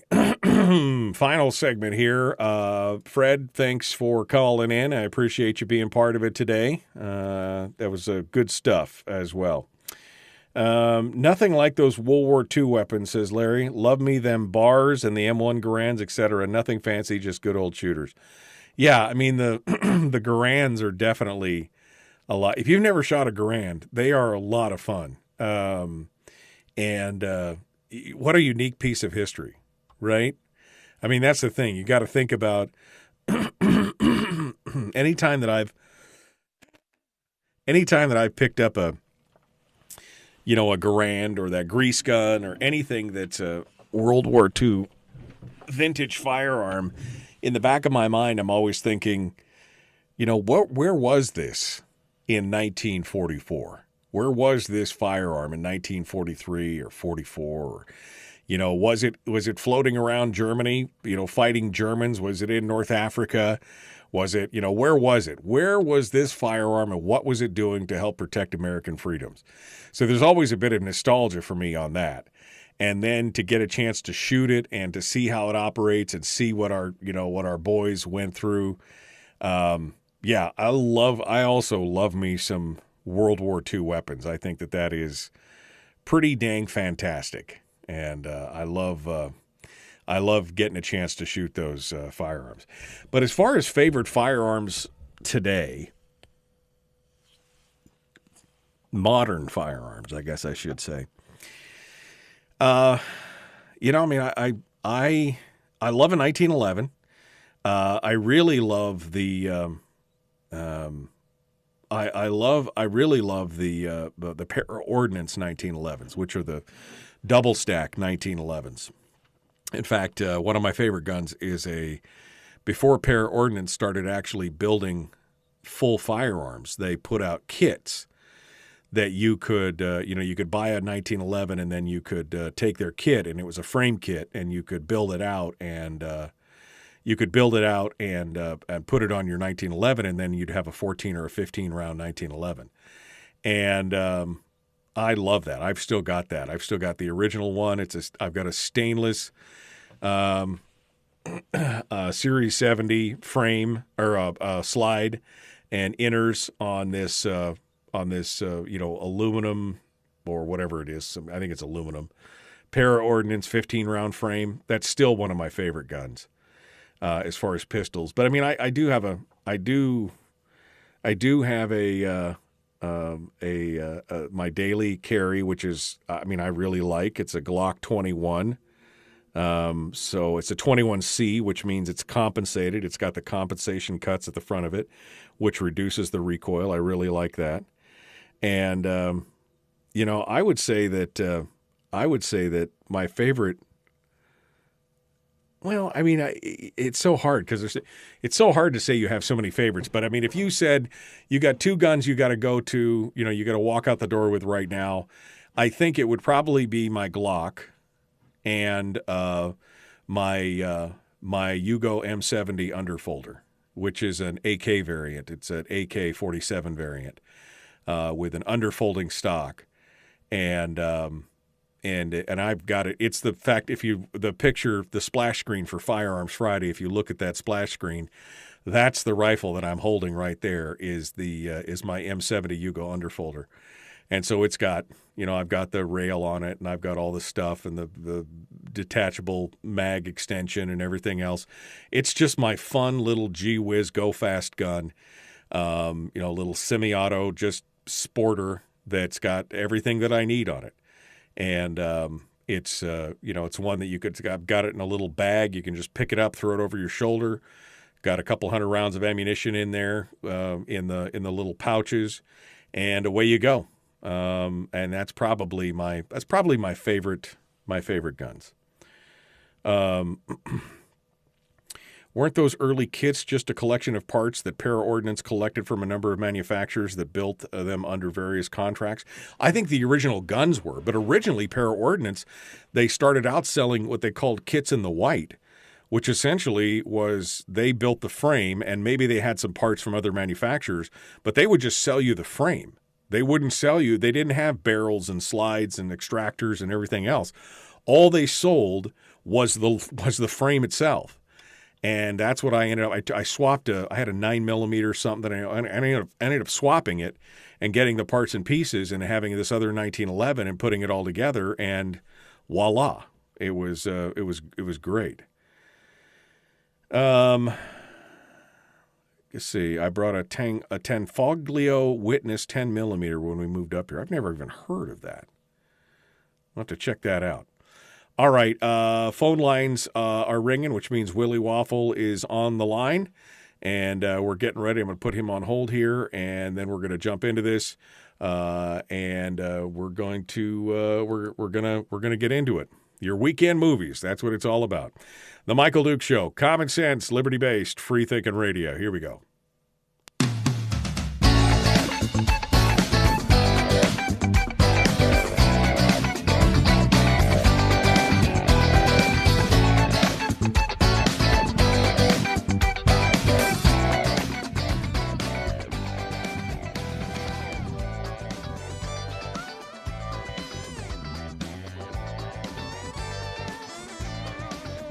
All right, let's jump into it, shall we? It's Friday. It's the first entertainment report of the year, and we're going to check in with Willie Waffle to see how his holidays went. Did he eat himself silly? Did he binge watch something good? Let's find out. Willie Waffle, wafflemovies.com. Hello, my friend. It is the beginning of a new year, a year of hope and anticipation, a clean slate where anything and everything could happen as long as we can start leaving the house again. Yeah, well, that's the thing, isn't it? Everybody's got to leave the house. You don't know it, but up here we had like major storms. One city was, 20 below with 8 feet of snow. Oh! The other one was, 97 mile an hour winds, and it ripped the KFC apart, and now it's 15 below and blah blah blah. It's been a hell of a new year already, but we're just saying that it's blowing out 2020 and it's all going to get better from here. That's all we can say right now. Oh, my God, I hope so. But, dude, Mother Nature hates KFC. Oh, that's I know. not a good sign. I know, really. Well, it's Alaska. This place will kill you if you're not careful. Everything in nature wants to kill you. Don't forget that. Just wants to eat you. All right, well, let's talk a little bit about entertainment news before we get into some of the streams. Where are you at? Well, should we do the COVID roundup? Dear God, everybody's getting COVID and everything is shutting down. Yeah, no, let's do it. Let's hit it. Well, we had Seth Meyers got COVID, so he can't do his late night show. And it turns out Jimmy Fallon had COVID, and he had to take some time off around the holidays. And just last night, it was announced James Corden has COVID. But here's what really got me, dude. This is the one that scares me. They had to stop production on season 2 of Picard. Oh no! Somebody got COVID. Did John Luke 50? Oh, 50 people got COVID. Okay, yeah. Well, this is welcome to the new normal. Well, and it's getting crazy. I mean, you probably saw a little bit earlier this week, the Grammys decided that they're just going to postpone indefinitely. I've told you this before. I'm a voter for the Critics' Choice Awards. The show was supposed to be on TV Sunday night. That's been postponed indefinitely. We've got, what else? Oh, God, the Sundance Film Festival going virtual only. And Sony has delayed the release of Morbius. Oh, man, that's too bad because I've been looking forward to that. Morbius is a Marvel vampire from the Marvel. He's a hero who's a vampire, and it looks amazing, and I've been waiting for that. So, well, okay, I guess I won't be watching it at the end of the month. We'll be seeing it later in the year. We'll be seeing it April 1st, we hope. And I say we hope. I don't want to be kind of Mr. Negativity here. I got a bad feeling about how Hollywood is going to react to all of this. And the Oscars is supposed to be March 27th. Yeah. Now, I will tell you that, I'm part of the Critics' Choice Awards. And then, what's happening is that the health commissioner in LA is basically telling people, like, don't have events, don't do things. Right. And so we could get into February, and if we get into February, all those events that lead up to the Oscars are all going to get delayed, and that's going to push a delay onto the Oscars. And I think we might be seeing them in April or May. I just got this bad feeling. Well, I mean, okay. Again, I'm not going to lose any sleep over it, but this is a big deal in Hollywood. I mean, if the Oscars are delayed, that's a big deal to the Hollywood elite. Oh yeah, absolutely. It's the prom for Hollywood, man. Right. Like everybody shows up and they're wearing their pretty dresses and their fancy suits, and they want everybody to see the jewelry, and they want to show off, and they want to win awards and rub it in people's faces, and most of all, make money. Make money. Well, I guess we'll see what happens with that and see where it goes with that. That's some crazy stuff. I want to talk a bit about the people who are obsessed with celebrities, because we all know them. I mean, I could care less about celebrities, but the Kardashians have got a following, and the Ben Afflecks and the Jenna Flack or whatever it is. I mean, all the different people who just are obsessed. These are the people that buy People magazine, or the Inquirer or whatever. They just can't get enough of the celebrities. A new study came out that you sent me that says that may not be necessarily a healthy hobby. Hungarian academics, and I just love any story that starts with Hungarian academics. They have published a study in a psychology publication, the BMC Psychology, and they claim that those who are obsessed with celebrities perform worse on cognitive tests, that maybe they aren't using their brains the right way. So, I'm just going to say it. The headline said people aren't that bright if they're big into celebrities. So what they did is they picked 1,763 Hungarians. They took a 30-word vocabulary test. They took a digit substitution test. And then they took a celebrity attitude scale questionnaire. And those who loved the celebrities didn't do so great on the other tests. Why am I not surprised? I mean, if the latest from Kim Kardashian has got you all aflutter, you're not my friend anyway, really, in real life, because that makes no sense to me why people would care about that. But man, there's whole industries built around this. I mean, I hate to say it, but maybe there's a lot of people out there who really aren't that smart, I guess. Well, the debate that they're having, and this is where the study is going to be heading next. Is it that you spend so much time reading about celebrities, you don't develop your other interests and other skills and other knowledge, or do you tend to gravitate towards celebrity news because you don't understand the other stuff? I can't. Tell me again how this economic thing works. I don't know what we're talking about. I heard this thing. It was called inflation, but then I was reading People magazine. They said that Betty White was going to turn 100, and I knew that was wrong because that was on the news. Right. Oh God, can you imagine being People magazine? You know, they have a big cover story. It literally hits that, you know, it's their big Betty White is turning 100 cover story. It hits shelves the same day she passes away. Yeah, no, that's pretty crazy. That's pretty, and that is it. You know, it's a big loss, but I'll tell you, she had a good run, man. She had a good run. I would love to have the life of Betty White, man. You know, I think the greatest thing that's coming out of all this is that you are learning all the really groundbreaking ways that Betty White changed television and had an influence on television. You know, she was one of the first producers of a television show. Her and her husband developed game shows. I mean, she was a really smart lady and very talented and truly understood television in ways that a lot of people didn't. And really broke a lot of barriers, not just, you know, being a female producer and a female power in the industry, but, you know, she was one of the people that was trying to stamp out racism in Hollywood and was having people on her show that other shows didn't want to have because they weren't white. Right, exactly. No, and she is, plus she's, like you said, she's smart. She's a card. I mean, she can act. She's got it all. I mean, there's just nothing, you know, Betty White was too pure for this world, I guess, is what it's all said and done, you know. But 99.99 years, not a bad run. No, not at all. Not at all. Absolutely. All right, let's see. We got about 6 minutes here. So you're excited about some new releases. I guess Yellowstone is now completely dropped all the episodes for season 3. I haven't watched it yet, so if you watched it, don't do it. I know I recommended you watch it during the break, and I'm assuming that you didn't. And well, you know, Cobra Kai premiered during the break, and I really like that show. But we've got Ozark season 4 is coming out. Coming out January 21st. Yep. So you know, mark it down, get ready, and what they're gonna do with season 4 is you're gonna see like half the episodes now, and the final half like later. Yeah, they did that with Lucifer or one of the other shows. It was on Netflix where they did like a bi-season break, and it was like, it's so irritating. Again, just give me all the episodes. Please, stop. I watched The Witcher season 2 over the holiday break, and it was amazing. It was amazing. It was a great series, great story, great acting, great everything. And I got to watch all 8 episodes in I think I watched them in less than 2 days. I think I watched them over an evening and then part of the next day, and I was done. But it was amazing. Don't drag it. It's like Book of Boba Fett.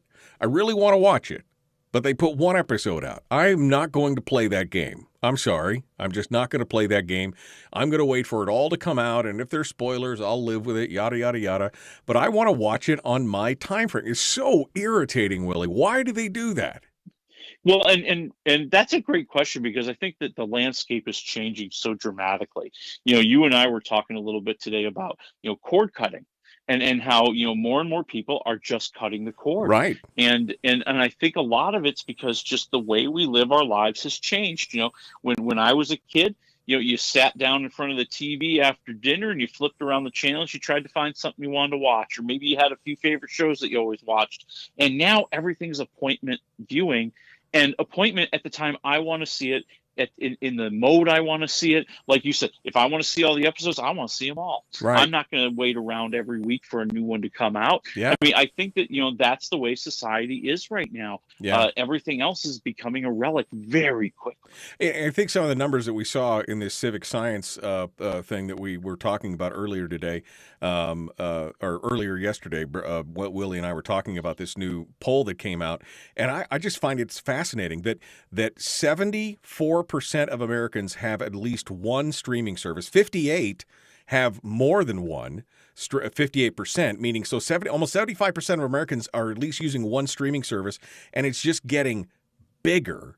And those who've actually cut the cord and moved to streaming only is up to almost 50% of Americans have cut the cord, with 24% considering it. So I think the days of regular and cable TV, those things are going bye-bye, man. And I think if they keep trying to hold to these old models, and I know why they do it, like Disney, we'll hold one episode and we'll get them to stay with us on subscription for 2 months.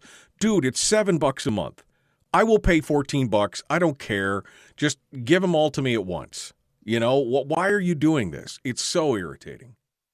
Well, and I think, part of what drives it too is this whole idea of, I don't want to be caught hearing a spoiler. I have to watch all 7 episodes now before everybody else tells me what happened. Because information travels so fast and information is so readily available. I mean, there are so many times, like, I don't normally watch Book of Boba Fett when it drops on Wednesday. I tend to like to watch it on Saturday. Right. Well, once I go on the internet Thursday or Friday and I'm searching for something, all of a sudden these little stories start coming up. Here's the big spoiler from Boba Fett this week, or we can't believe this character showed up. I'm like, no, I missed it. Right. No, it's annoying. It's totally annoying. But, we'll get into this cord cutting thing. I think next week we'll dive into it a little bit deeper because there's some good stuff. We don't have a lot of time here. We've got about 2.5 minutes. You got some streams. You got some things you want to talk about real quick? Yeah. Let's talk about the one thing that's good. Okay, the 355 movie in theaters. Okay, that just proves that women can make really stupid, big, dumb action films just as great as men. Yay. Okay, let's talk about the one that you might want to see. It's on Amazon Prime. It's directed by George Clooney. It's called The Tender Bar. And it is this kind of just heartwarming story, of course, very tragic as well, about a young boy who's just learning about life, growing up in the 1970s at his uncle's bar. And his uncle is Ben Affleck. Well, if my uncle was Ben Affleck, I guess I'd spend more time at the bar. Oh, whatever. That's right. Well, and it really is cool because, you see kind of this young kid, the kid who obviously is going to do something a little bit more with his life. And you see this uncle, who's actually, we see he's very intelligent. He's very well read. He loves education. But, he never really went to college. He never really got a degree. He's working and running this bar. He's a working class guy. Right. All the people who hang out in the bar are the guys from the neighborhood. And everybody kind of becomes a surrogate father to this, young nephew whose real father kind of is a bum and disappeared, and they're all trying to fill that role and trying to educate him about the ways of life, many of which are very, very funny. So kind of a coming of age story, good, obviously good actors, good presentation. -1 to 4 waffles. What do you think? I'm going 3 waffles. I think it's very strong early on when we kind of have more of a structure of seeing him as a young boy and then seeing him as a high school kid and trying to get into college and what happens when he's in college. Then they drop that structure and they totally focus in on his college life. And I think it kind of drags at that point. We kind of fall into the typical stories that we've seen a million times before. Right. So -1 to 4, where are you at? I'm going 3 waffles. I think it's a pretty solid movie. Okay. Next week, maybe we'll get you my take on the Wheel of Time. It's so much trash. It's so much trash. I'm so upset. But that's going to be a whole show in and of itself. Willie Waffle, wafflemovies.com. Thank you, my friend. Good to talk with you. Good talking to you, too, and I'm very, very sorry that Amazon Prime betrayed you. We'll see you guys on Monday. Hoping to have Nick Begich on and maybe Kelly Shabaka. The Michael Duke Show, Common Sense Radio.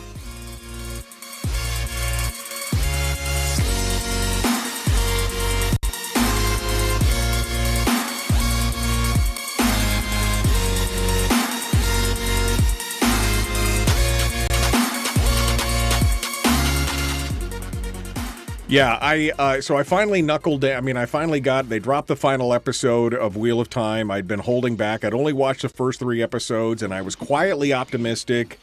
But I will tell you, you obviously know what a Mary Sue is, right?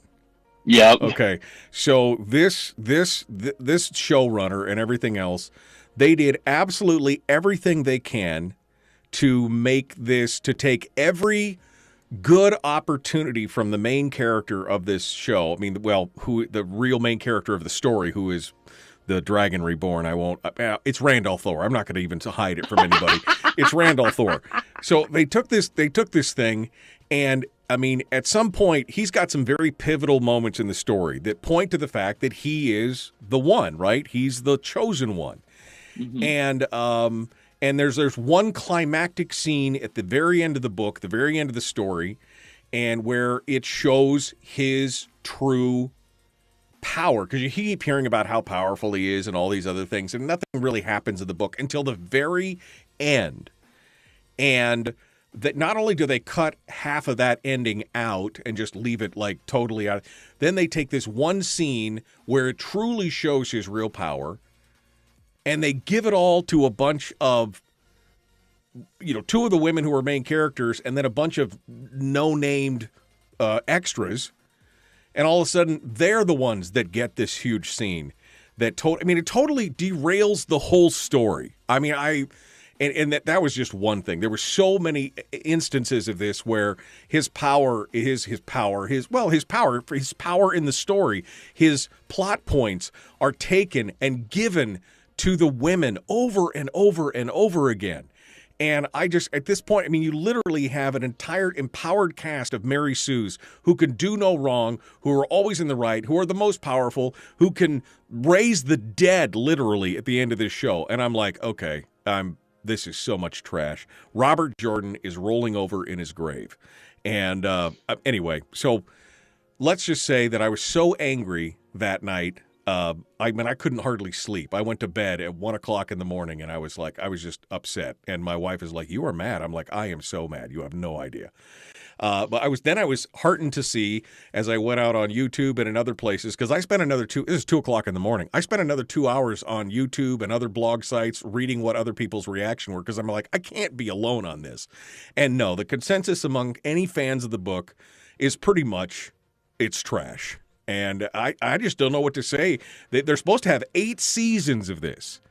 And, it was the CGI in the final episode doesn't even, it looks like it came off of an Xbox 360. They didn't even finish the CGI. It's just astonishing for a $12 million per episode show or whatever that this is what they got. I'm sorry. I'll quit ranting. I'll let you comment on it. You have a great point. And I think, what you're seeing here is the greatest kind of scam that Hollywood can run. We're going to take this famous property, this famous name that we know is going to draw in people, but we're going to change it to appeal to another audience as well. And that's what's screwing it up. Hey, listen, if you want to make a program about powerful women and that you can do that.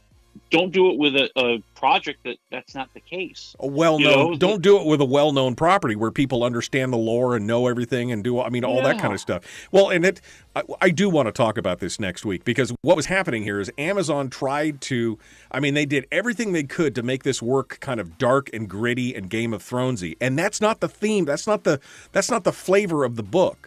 And yet they continued to try and do that time after time. And there's an adaptation that did a good job with that. That was The Witcher. The Witcher did an amazing job with that. Even though it was an adaptation of the book, not page for page, not everything else, but they held true to the whole theme and the feel of the thing. This, they tried to shoehorn places and everything. It is a crying shame, and I am just so pissed off about it. I don't even know what to say. Well, it's kind of that battle that you see in Hollywood all the time. Do I want to take this property and make it everything it should be because I love it and I believe in it? Or do I want to bastardize it and twist it around so I can make as much money as possible? Yeah. Take a guess which direction Amazon Prime went in. Exactly. Well, and the storytelling and the editing is just not good. The editing, the effects, all this other stuff is just not. You hold it side by side with The Witcher, regardless of whether they held through to the source material. The storytelling and the editing and the flow and the CGI and everything is horrific. I don't know how they think they're going to get 8 seasons out of this. I really don't. So they may not. This first season was very, very popular. Amazon Prime has admitted they've had more streaming of this than anything they've ever had. But I think they're going to face an outrage from fans like you. They're going to say, I'm not going back for season 2. No. You are not giving me what I've been waiting for, what I have been hoping for, what I have been dreaming for. And I'm out of here. Yeah, no, that's exactly it. So maybe we'll do a little bit more structure next time, and I won't just rant, but we'll talk a little bit about it and the problem with Hollywood. I think that's what we need to talk about. This as a prime example of the problem of Hollywood. On the one hand, you have something like Wheel of Time, and on the other hand, you got something like The Witcher. And two very, strong fantasy properties, well-known and everything else, and just the execution. And, I'm just ashamed that Amazon ended up with this. I wish Netflix had ended up with Wheel of Time, but that's just me. All right, I've kept you long enough. Thank you, my friend. I appreciate you coming on board. It's good to talk with you. You got it, man. Hey, I'll come back next week. We'll do it again. Okay. All right. Good. Hold the line. The Michael Duke Show, Common Sense Radio. We'll see you guys on Monday. Sorry. Didn't mean to rant so hard, but I'm so irritated. We'll see you then.